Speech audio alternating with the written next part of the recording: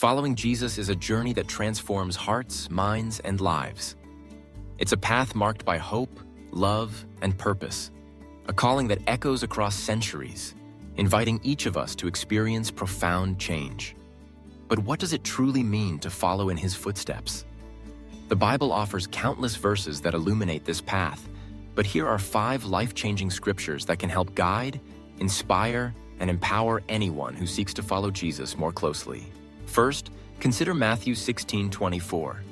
Here, Jesus turns to his disciples and tells them, "If anyone would come after me, let him deny himself and take up his cross and follow me."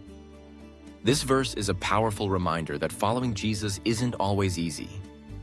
It's an invitation to set aside our own desires, comforts, and ambitions in order to embrace something greater.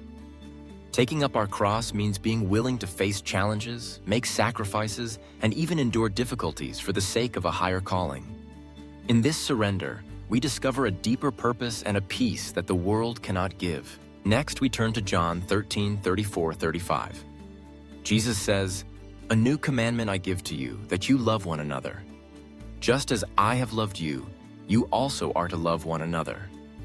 By this, all people will know that you are my disciples, if you have love for one another." Love is the true mark of a follower of Christ. Not just any love, but a love that reflects the sacrificial, unconditional love that Jesus shows us. It's a love that reaches beyond differences, forgives wrongs, and brings hope to the broken. When we embrace this commandment, our lives become living testimonies to the transformative power of God's love. Romans 12:2 offers another life-changing insight. "Do not be conformed to this world, but be transformed by the renewal of your mind, that by testing you may discern what is the will of God, what is good and acceptable and perfect." In a world full of pressures to fit in and follow the crowd, God's grace is a concept that has inspired, comforted, and sometimes confused countless individuals throughout history. At its heart, the idea of grace is simple, yet its depth and implications reach into the very core of faith and human experience. To truly understand what God's grace means, it helps to start with the word itself.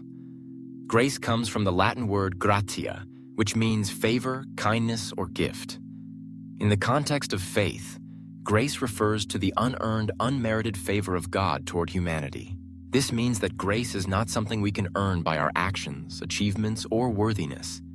It is freely given, a gift from God out of love and compassion. Imagine being given a priceless treasure, not because you've worked for it or proved yourself deserving, but simply because the giver finds joy in blessing you. That is the essence of grace. Throughout the Bible, grace is described as the foundation of mankind's relationship with God. In the Old Testament, we see glimpses of grace in the way God cares for his people despite their shortcomings and failures. In the New Testament, grace becomes central to the teachings of Jesus. The Apostle Paul, in particular, writes extensively about grace, emphasizing that salvation and reconciliation with God are possible not because of what we do, but because of what God has already done for us through Christ. One of the most well-known verses about grace comes from Ephesians chapter 2, 8 and 9. "For it is by grace you have been saved, through faith. And this is not from yourselves, it is the gift of God, not by works, so that no one can boast." Here we see that grace is not about our performance, but about God's generosity. It is a radical reorientation away from striving for acceptance, toward resting in the reality of God's love. But what does this mean for our daily lives? Understanding God's grace can transform the way we see ourselves and others.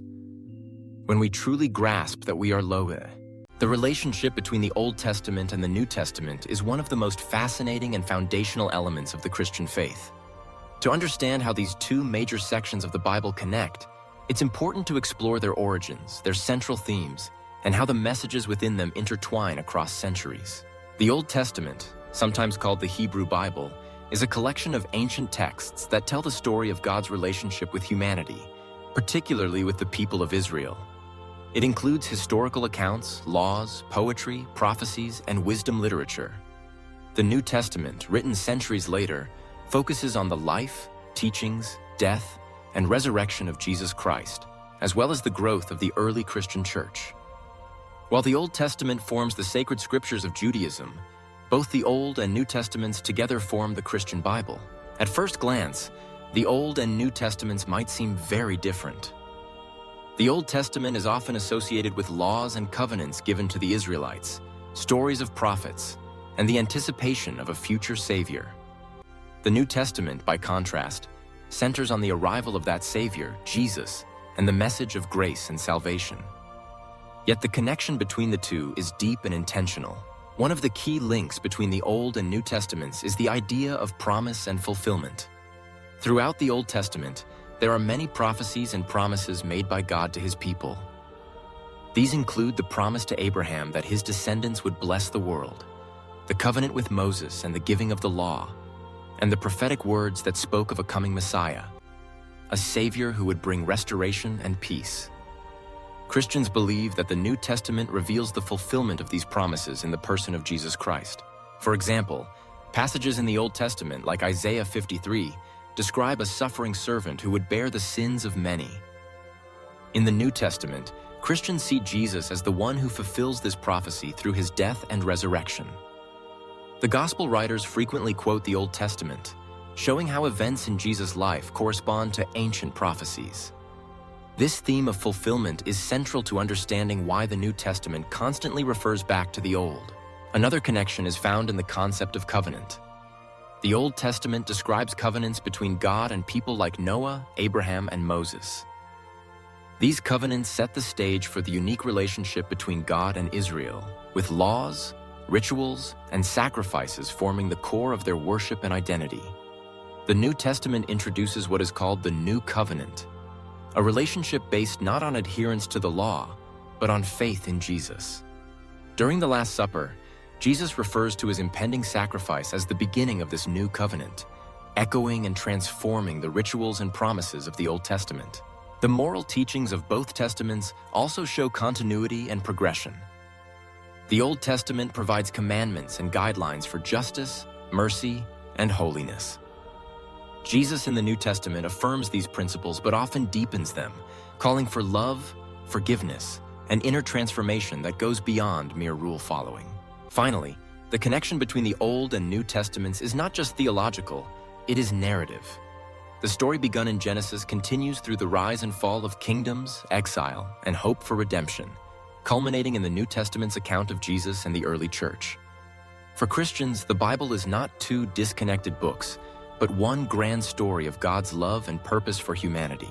In summary, the Old and New Testaments are intricately connected through prophecy and fulfillment, covenant and transformation, law and grace, story and meaning. Understanding how they relate enriches the reading of both, offering deeper insight into the message that has shaped faith and history for thousands of years. The story of David, one of the most remarkable figures in history, spans humble beginnings, soaring triumphs, and profound failures. His life, chronicled in ancient texts, continues to inspire and challenge people around the world. Although centuries have passed since he walked the earth, the lessons his journey offers are as relevant today as ever. Let's explore 3 powerful lessons from the life of David, lessons that speak to courage, humility, and the transformative power of forgiveness. David's first lesson is about courage in the face of overwhelming odds. As a young shepherd, David was not a warrior, nor did he possess the physical stature of a soldier. Yet, when the giant Goliath threatened his people, David stepped forward. Armed only with a sling and 5 smooth stones, he faced the giant that no one else dared to confront. David's courage didn't come from confidence in his own strength, but from his unwavering faith and conviction.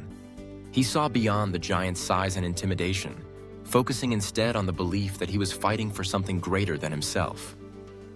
This lesson reminds us that real courage is not the absence of fear, but the willingness to act in spite of it. We all encounter giants in our lives, challenges that seem insurmountable, risks that seem too great.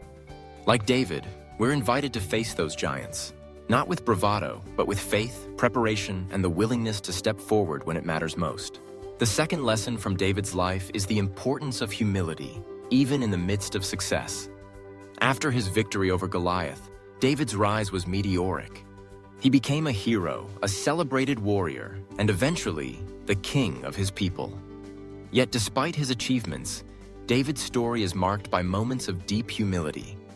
He acknowledged his dependence on a higher power, sought guidance, and admitted his limitations. David's humility was not weakness, but strength. The strength to lead with empathy, to listen, and to learn. In a world that often equates leadership with dominance or pride, David's example stands as a reminder that true greatness lies in humility. It's about recognizing that we are all works in progress, shaped by our experiences, our relationships, and our willingness to grow. Whether we're leading a nation or navigating our daily lives, humility opens the door to wisdom, connection, and lasting influence. The third and perhaps most profound lesson from David's life is about forgiveness and transformation. David was far from perfect. He made grave mistakes, abusing power, betraying trust, and causing great harm. Yet what sets David apart is his response to failure. When confronted with his wrongdoing, David did not hide behind excuses or deny responsibility. Instead, he acknowledged his faults, expressed genuine remorse, and sought forgiveness. This willingness to confront his own failings became a turning point, not only for David but for those around him. His story teaches us that failure is not the end of the road. Instead, it can be the beginning of growth and renewal. When met with honesty and a willingness to change, forgiveness, both giving and receiving, has the power to heal, to restore relationships, and to open new chapters in our lives. The life of David is not a tale of unbroken triumph, but a tapestry woven with courage, humility, and the redemptive force of forgiveness. His journey invites us to face our own giants, to lead with humility, and to seek forgiveness when we fall short. These lessons endure because they speak to the heart of what it means to be human, the struggle, the hope, and the possibility of transformation. In reflecting on David's life, we're reminded that greatness is not simply about victory, but about the character we build along the way.